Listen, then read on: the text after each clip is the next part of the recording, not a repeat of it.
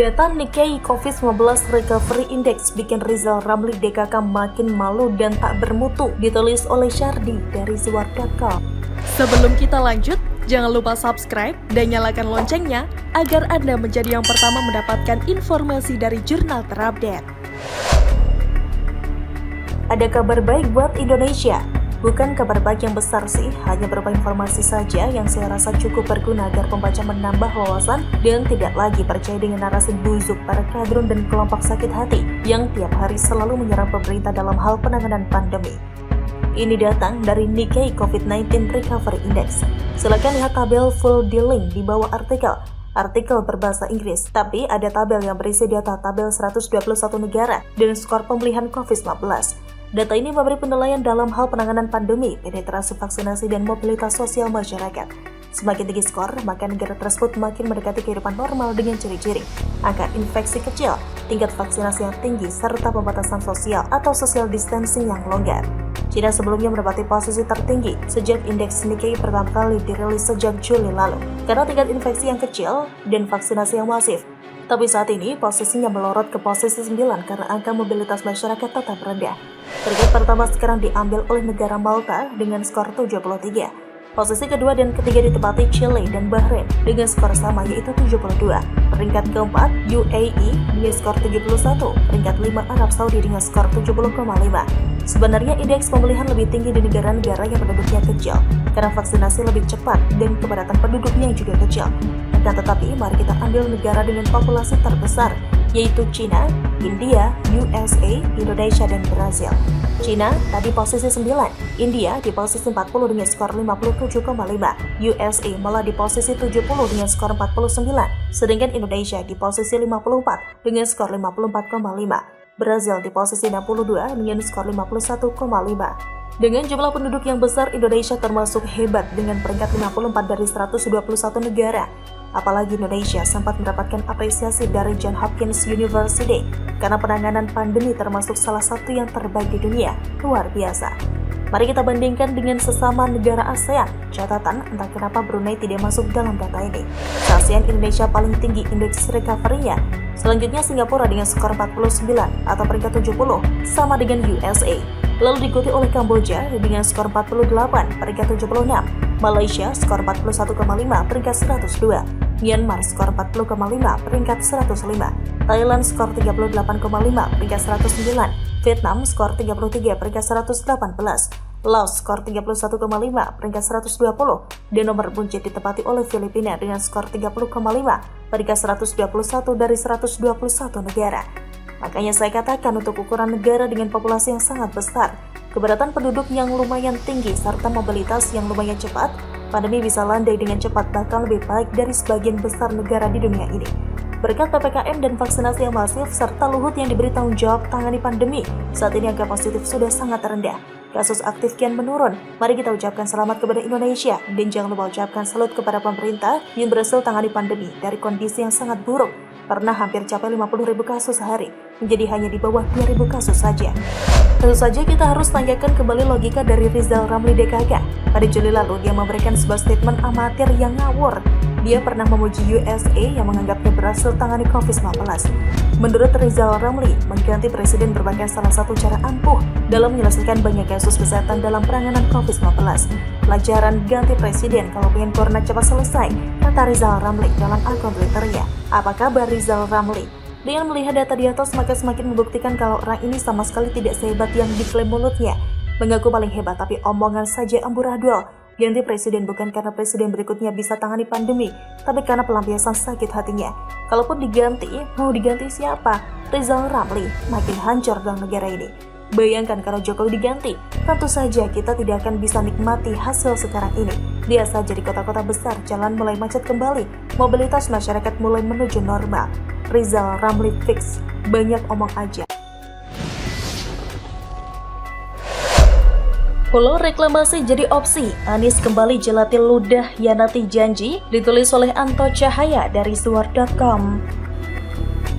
Sebelum kita lanjut, jangan lupa subscribe dan nyalakan loncengnya agar Anda menjadi yang pertama mendapatkan informasi dari jurnal terupdate. Rakyat Indonesia terkhusus warga DKI Jakarta tentu masih ingat Anies dan pasangannya pada Pilkada DKI Jakarta 2017 Sandiaga Uno dengan tegas menyatakan bahwa mereka menolak reklamasi di Teluk Jakarta.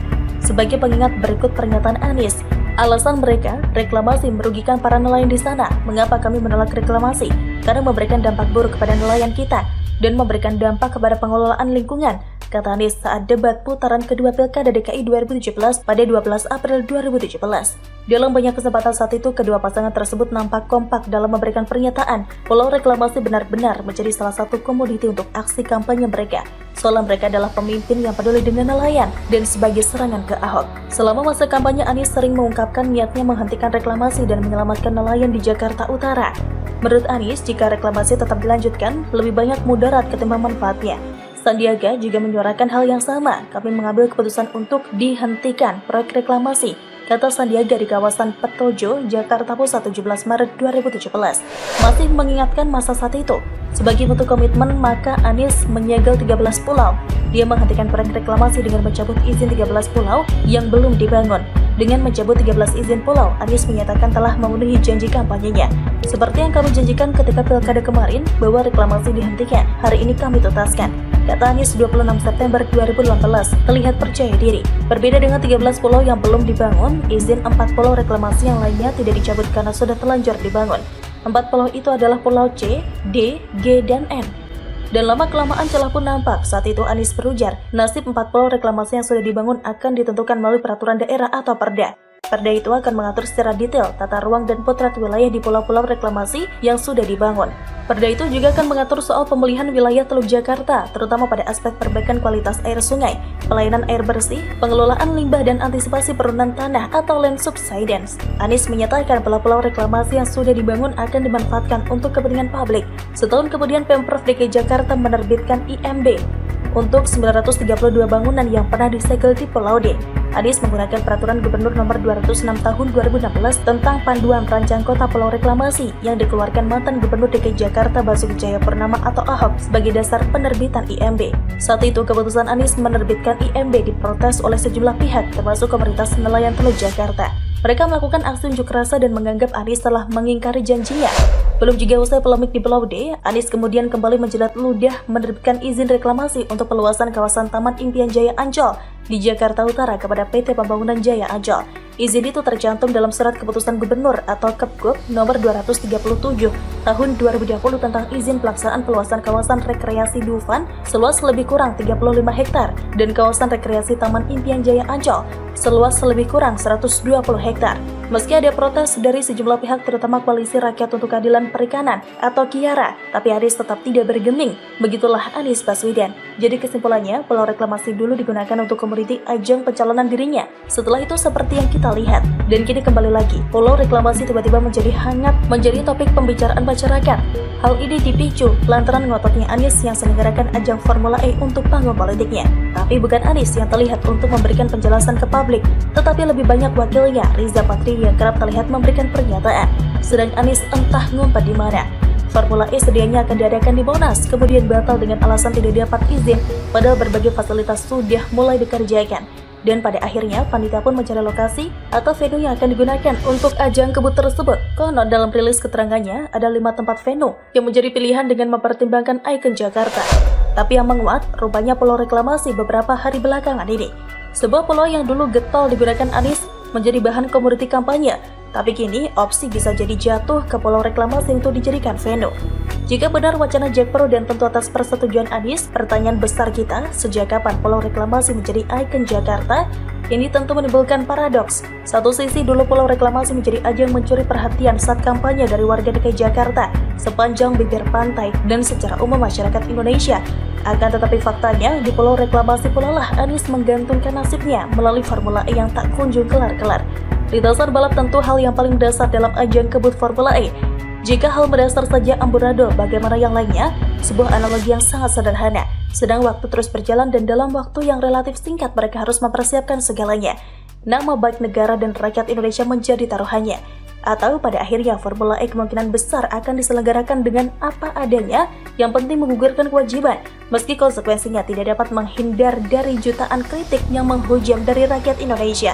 Maju tetap berisiko, mundur apalagi. Jadi memilih opsi yang sedikit lebih aman meskipun rugi. Sedang nan jauh di sana terlihat Ahok duduk manis di kursi komisaris Pertamina sambil ngopi seraya memandang Anies dengan kebijakannya yang nampak kedereran. Ah, pulau reklamasi, kata batinnya menerawang sekian masa yang telah lalu. Demikian salam. Bagaimana menurut Anda? Silahkan tulis komen Anda di kolom komentar. Jangan lupa untuk like, subscribe, dan share. Arkana pamit, sampai jumpa.